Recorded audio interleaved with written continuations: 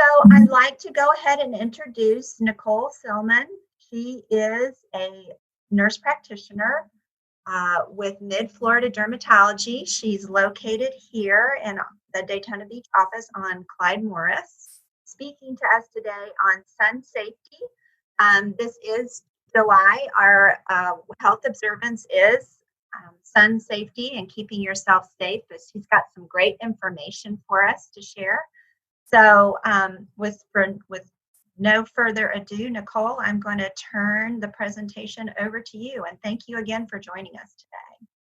Thank you. Some tips to choose the right sunscreen.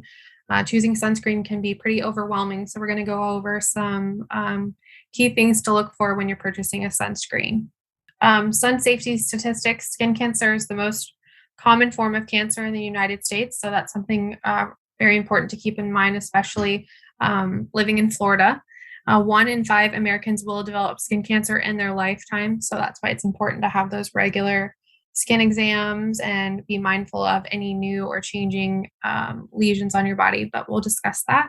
Skin cancer can affect anyone, regardless of age or ethnicity. It's often a misconception that certain people are, kind of immune to skin cancer, but we can see it in any age or ethnicity. Those at highest risk for skin cancer are typically our blondes or redheaded individuals, or those with fair skin, and especially those with a history of excessive sun exposure in the past. And any time you have a skin cancer, you're more likely to have more skin cancers in the future. So just some ways to reduce premature skin aging, protect yourself from the sun. So some sun damage is going to cause premature skin aging. Smoking will also contribute to that. So if you smoke, it's really good to try and work on quitting smoking. Eating a well-balanced diet, exercising regularly, and hydrating is crucial for our skin and well-being. Cleansing your face twice daily with gentle cleansers. It's always a good idea just to remove any oils, sweat, makeup, just toxins and pollution from the air. It doesn't have to be an expensive cleanser. It doesn't have to be something top of the line. A lot of the over-the-counter cleansers are great options.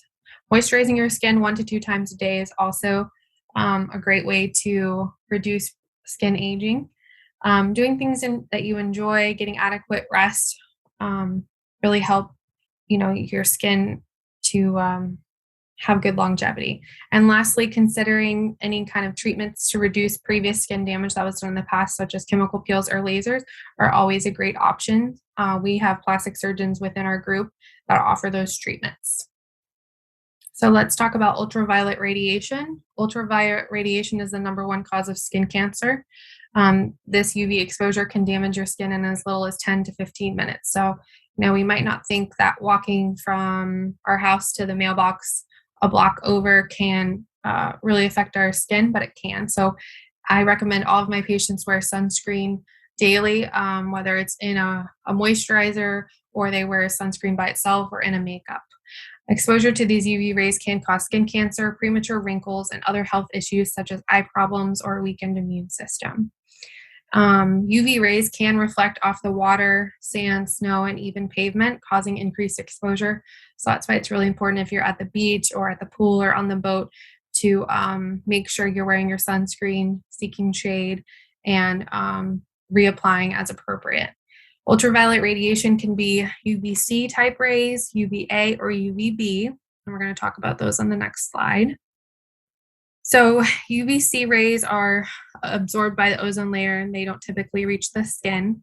UVB's rays are the ones that cause the most burning and skin cancer, and they affect the top layer of our skin. They're also the ones that are the rays that typically cause our skin to tan, and they're strongest typically between 10 a.m. and 4 p.m. So that's that kind of window when you want to avoid the sun the most, if possible. I know that's not always an option, but definitely a time of day to be mindful and really follow your sun safety tips. As far as the UVA rays, these are the ones that reach deeper down into the skin and will cause the aging and wrinkles, and those make up 95% of UV radiation total. So, some ways to protect your skin, and I kind of already highlighted on some of these, but seeking shade, especially during the hours of 10 to 4 p.m. So, um, like I said, that those are crucial hours during the day. Wear UV protective clothing. So, you want to look for clothing that has UPF, which is ultraviolet protectant factor. They make some really great options that are relatively affordable. Some of them can be a little bit more expensive, but in the long run, you get your money's worth, and they last a good long while. So some of the long sleeve fishing shirts, some of the rash guards that they make for kids and things like that include the UPF in the clothing. A wide brim hat is always a good idea. I try and discourage my patients from wearing baseball caps. I know that sometimes a baseball cap can be more stylish than a wide brim hat, but we really want to ensure that we're covering our neck and our ears as well. Skin cancer is very common on the top or behind the ears, just an area that people often forget to apply sunscreen to.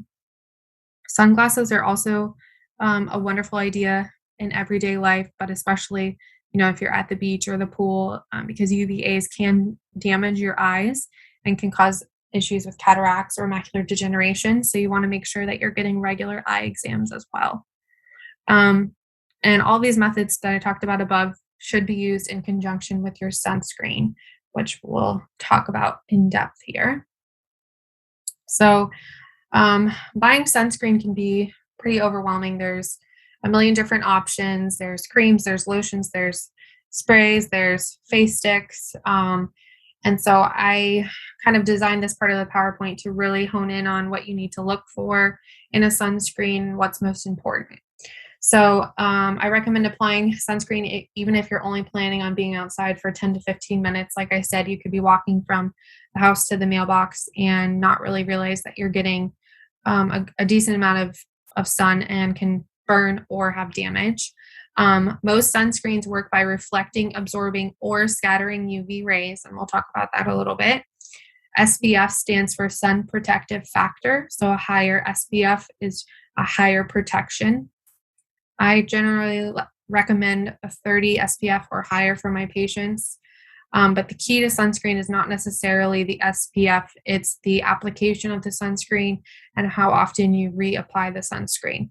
So, no sunscreen, no method really can block 100% of the sun's rays. So, when you're wearing sunscreen, the key is to reapply at least every 2 hours.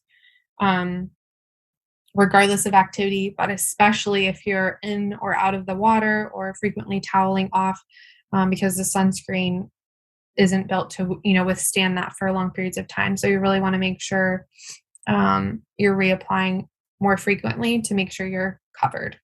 Another thing I wanted to highlight on is expiration dates of your sunscreen. A lot of people don't realize that sunscreen does expire, and maybe we don't use sunscreen as often, and so it kind of goes in our closet and then we pull it out in the summer. So make sure that you're checking your expiration dates on your sunscreen to make sure that it's not expired, because it won't work as effectively for your family if it's not. Some makeups have SPF built in already, which is great for daily use. I mentioned that before. Makeups, moisturizers. So that's a good option in addition to wearing sunscreen, but that's a good option for daily use. So let's talk about what's in sunscreen. So there's a couple different things that are really important for choosing a sunscreen other than the SPF and if it's waterproof or if it's broad spectrum and things like that. So what I tell my patients to look for is the top two ingredients in the green section of the sunscreen there. Zinc oxide and titanium dioxide are two natural minerals that are in a lot of sunscreens that help reflect those harmful rays off of your body.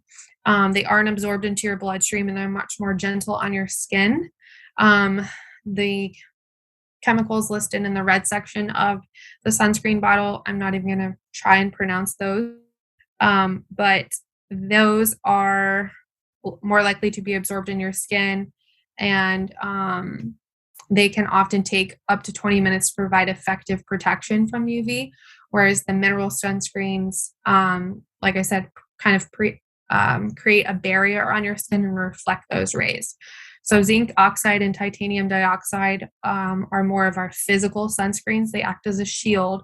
And so those are two ingredients you want to look for in your sunscreen.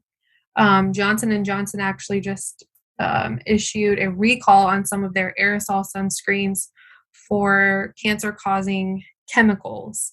So be really, really mindful of what you're purchasing and what you're putting on your body and your family's body, because they can over time slowly get absorbed into your skin. So just kind of a wrap up on understanding sunscreen labels.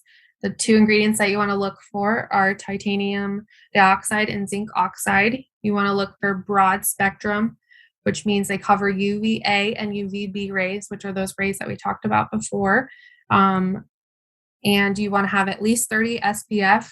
Always remember to apply to your ears and your lips. Those are two of the most common areas that I see missed and often sun damaged. And then reapplying every 2 hours. I can't emphasize that enough, if not sooner, is crucial to any sunscreen use. So which sunscreen is right for you? There's no one size fits all. These are just some great options that I really like and I recommend for my patients. Going from left to right, La Roche-Posay is a wonderful Swedish brand. They have a couple of different options. They have a full line of skincare products, but I just put their sunscreens on here. The first one is a tinted mineral sunscreen, which is going to be more lightweight. This tinted one is great for everyday use. A lot of my patients like this if they don't want to wear makeup, or if they do want to wear makeup, they can put this on first, and it kind of gives them a nice little glow, and it is not heavy. It doesn't feel sticky. It kind of melts right into their skin. Same thing with the next one, the Melt and Milk sunscreen, also by La Roche-Posay. This one is not a tinted one. This one is good for the face and the body, and very lightweight, absorbs fast, but also a mineral sunscreen. CeraVe has a few good products. They have the hydrating sunscreen for the face. They also make an ultra lightweight moisturizer that's good for daily use with 30 SPF in it. That's good to even wear under makeup. Elta MD is another great company. They have, same as La Roche-Posay, they have a non-tinted and a tinted option. So it kind of just depends on your preference if you want that extra color for everyday wear or not. Neutrogena Sheer Zinc, the mineral sunscreen, that one's one of my favorites. They also have that exact brand in the face stick, which is great for kids, if they don't want to get sunscreen in their eyes or things like that. I also really like that for easy application for on top of the ears and on the lips during the day. And then the last one, the copper tone one, has zinc oxide in it as well. No parabens, dyes, things like that. And it's good for those with sensitive skin. So keys to early detection, regular at-home skin exams are recommended. So what I mean by that is just every day or a few times a week, just make sure you're looking over your skin either when you get in or out of the shower, just to see if you notice anything that's new or changing. We want you to make note of any freckles, moles, blemishes, marks, birthmarks. It's sometimes patients find it helpful if they take a picture on their personal phone of just the spot to have for reference so they can monitor for changes over time. Make an appointment with your dermatology provider yearly or sooner. Yearly is recommended, but sooner if any of these spots fall under our ABCDE rule, which is A for asymmetrical. So if the two sides of the lesion are different. B for border irregularity, if the lesion is not perfectly symmetrical or has it doesn't have a smooth border. Color changes, so if you have a mole that was light and now it's dark, or it was light and now it's partially light on one side or dark on the other side, that's definitely something you want to have looked at. And diameter more than 6 millimeters, which is typically the size of a pencil eraser. If it's something larger than that or evolving. So any of those ABCD characteristics, if any of those are changing, size, shape, or color, bleeding, itching, even, we recommend that you come in and have those areas looked at. Remember, sun damage over years of exposure can lead to precancerous and cancerous lesions. So protection and prevention is key. So protection goes back into, all the sunscreen that we talked about, pr- protecting you with shade, hats, sunglasses, things like that. And prevention is your at least yearly skin exam. And then depending on your situation, it's on a case by case basis of how frequently we have you follow up. So annual skin exams, I know some of you might be familiar with them, but I just wanted to kind of highlight on this. Everyone should have a complete skin exam at least once per year, especially living in Florida. There's areas where you can't necessarily see, like your back or behind your ears, on your scalp, things like that, that you need someone else to take a thorough look at. It's essential to prevent or catch early skin cancers, and your survival rate for skin cancers are quite high if caught early. During your skin exam, we look at the complete surface of your body, basically scalp to toes, and anything in between. We're looking for anything that doesn't heal, colors that are irregular size or shape, unusual bumps or marking, changes in skin color or texture, something that looks like a scar in an area where you don't recall an injury. That's a very common one. Any spot, mole, or freckle that looks different than any other markings on your body. So that's why it's important for you to come in to have a trained person review everything, just to make sure everything's okay with you. Any suspicious spots that we might find can be treated with liquid nitrogen, which is, you might hear people refer to that as freezing or burning off spots, or biopsied for further evaluation. So just to kind of highlight everything, that the key points here, remember, use shade, protective clothing, a hat and sunglasses, and sunscreen anytime you will be exposed for more than 10 to 15 minutes. Read the labels on your sunscreen to look for those two big ingredients, your zinc oxide, titanium dioxide, your SPF of at least 30, and your broad spectrum coverage, which will protect for UVA and UVB. Remember that sun exposure will lead to sun damage and aged skin. So preventing your exposure can lessen your damage and help prevent premature aging of your skin. You always want to protect your skin. Potentially, if you can, work on quit smoking, eating a well-balanced diet, exercising regularly, and cleaning and moisturizing your face to maintain its barrier is a great idea. Regular skin exam and monitoring for changes at home. And if you notice anything, make sure you schedule with your provider. And we will make individual recommendations on the frequency needed for your skin exam based on a case-by-case scenario. Does anyone have any questions? Somebody wants to know, what is the best method to get rid of dark spots caused from sun damage on your face? Spot creams, laser treatments, chemical peels? What's the recommendation? Depends. A case-by-case basis. It would have to be something that we would probably evaluate in the office. Years of sun damage, if it's localized to a certain area, we might be able to try like a bleaching cream or a chemical peel. If it's more widespread, a laser treatment is often recommended. And as far as how many sessions, again, kind of on a case-by-case basis, I don't do any of the laser treatments in my office. That's all the plastic surgeon. So usually what happens with that is it's a consult appointment with the plastic surgeon. They go over everything with you, what your goals are, and then kind of come up with a plan, and they can go over pricing and how many treatments would be expected for your skin. Great. Somebody wants to know, says you mentioned not scrubbing while washing the face. What do you think about, and of course I won't say this right, so I'll spell it,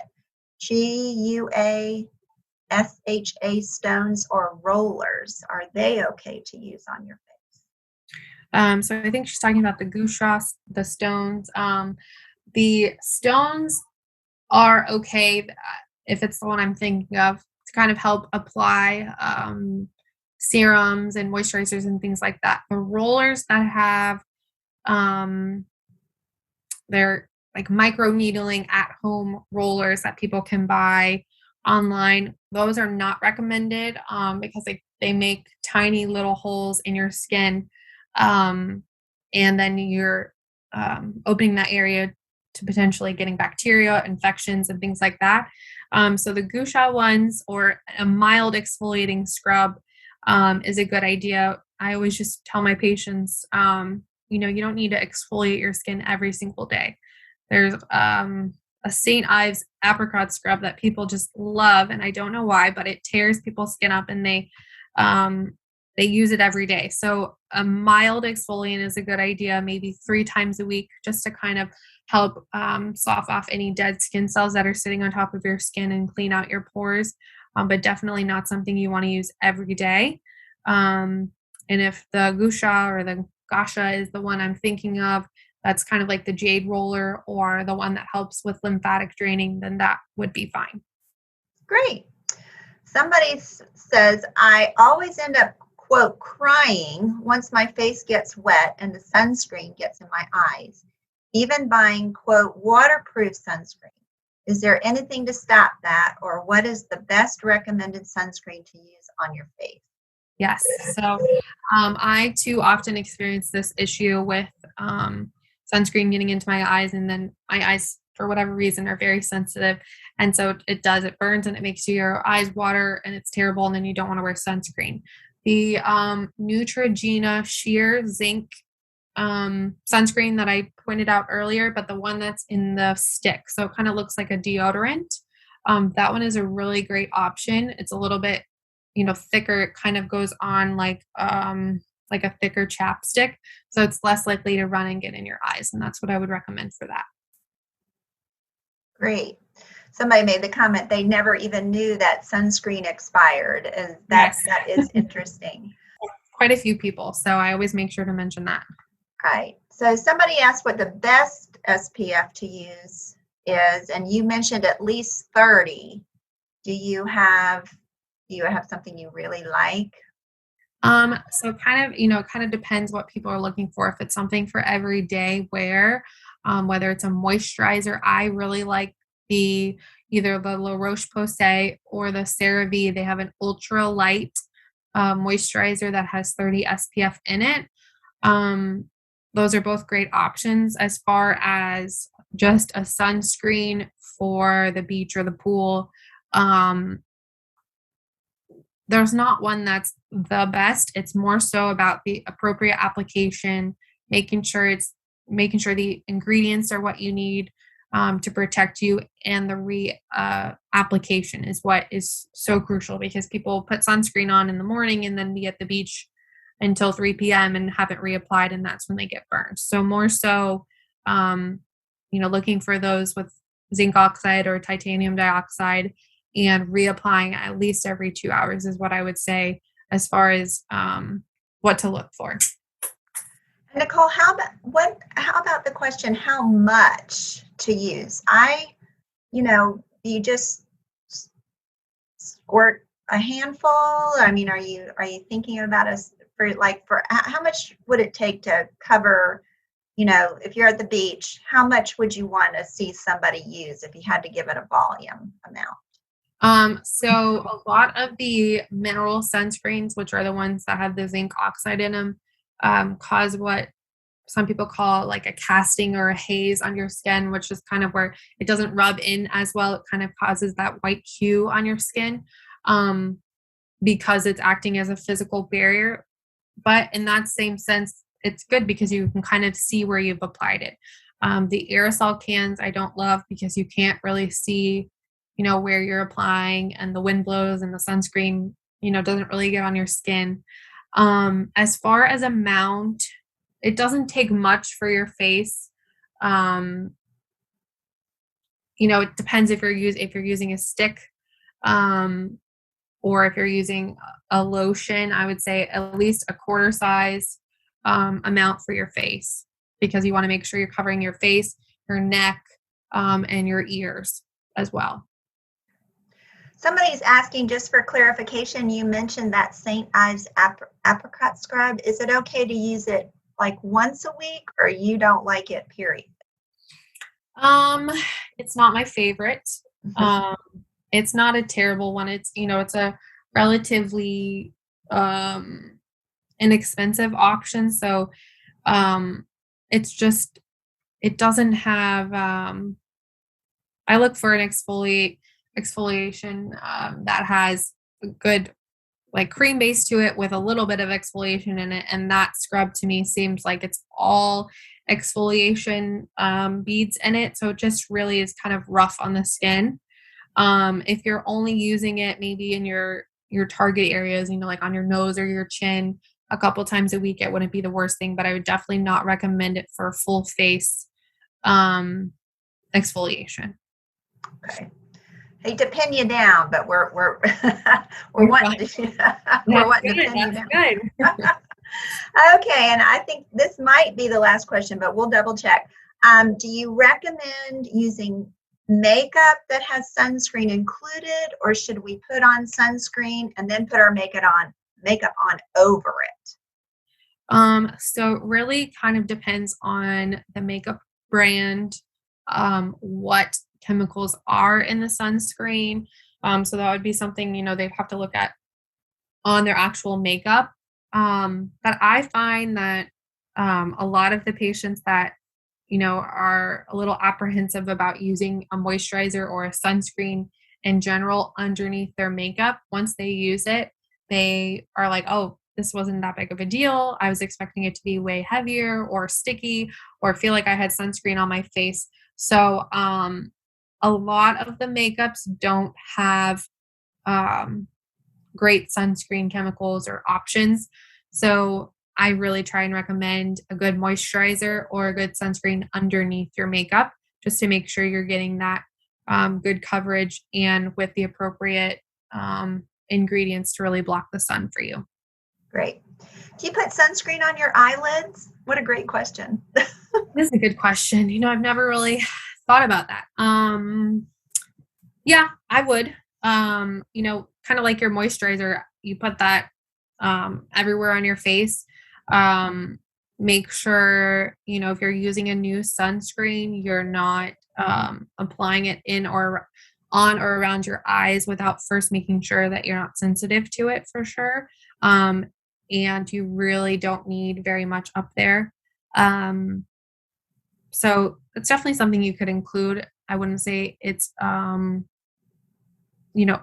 must if you're having irritation around your eyes with the sunscreen, but it's definitely something that's important not to forget along with your ears and your lips. So I'm sharing your references in case people, I guess these are a lot of articles, websites, if anybody wanted to do some more reading. And just remind us again, how soon prior to sun exposure we should be applying sunscreen? I usually recommend at least 10 to 20 minutes beforehand, just so everything can dry and kind of settle in before you get out in the sun. Okay, great. All right. I think we got all the questions. I sure hope we did, because they were some great questions. Yes, they were. Those were all the questions.